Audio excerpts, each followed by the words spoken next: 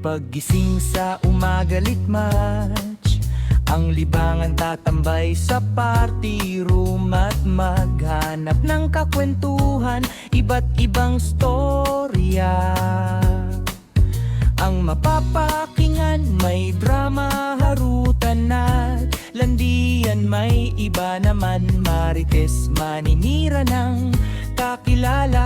Kapag walang mapag-usapan ng kalati, ang kunwari, binata at dalaga, minsan itatangi pa ang anak nila.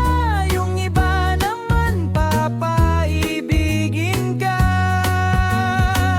Kapag na-fall in love, tala na, igugos ka na lang bigla. At yung iba naman mga batang pabebe, at meron magaling mag-advisor. Akala mo pinagdaanan na, yun pala, papunta pa lang sila.